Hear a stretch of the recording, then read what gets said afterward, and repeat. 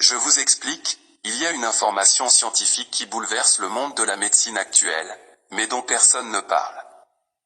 Il s'agit d'un effet secondaire du paracétamol qui est l'un des composants actifs dans le Doliprane. Dans une boîte de Doliprane, tu as du paracétamol qui est l'un des produits les plus prescrits en Afrique francophone pour les douleurs. Chose étonnante, certains pays européens ont strictement interdit la vente de paracétamol sur leur territoire. Suite à une découverte, des chercheurs de l'université de Copenhague au Danemark ont eu que le paracétamol pourrait être à l'origine d'un dérèglement neurocomportemental chez les bébés de sexe masculin. L'information a été publiée par la revue scientifique Reproduction le 30 mai 2021. Quand tu prends du paracétamol à l'âge adulte, tu auras une baisse de libido, une baisse de l'envie sexuelle, et donc si une femme enceinte d'un bébé masculin et qu'elle consomme du paracétamol, le cerveau de son bébé ne va pas se développer correctement et cet enfant sera privé de la programmation neurocomportementale liée au sexe. Pour être encore plus clair, une femme enceinte qui consomme du paracétamol est simplement en train de participer à la féminisation de son fils. Conséquence, toute une génération de petits garçons de moins en moins virils et de plus en plus de jeunes homosexuels. Puis, ils viendront vous dire que c'est naturel d'être homosexuel parfois car certains garçons se comportent comme des filles depuis leur enfance. Sauf que ce naturel a été conditionné.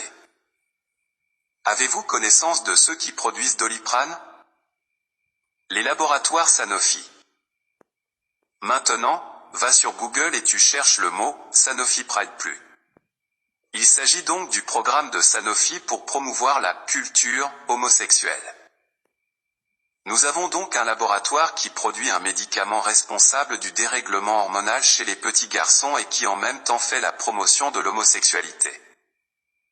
Est-ce une coïncidence? Je vous laisse méditer. Pourquoi je vous raconte tout ça? Si les Africains ne se réveillent pas par l'entrepreneuriat, je vous assure que nous serons toujours esclaves de l'Occident. Voici comment une entreprise occidentale arrive à fabriquer des futurs homosexuels en Afrique avec un petit médicament contre les maux de tête.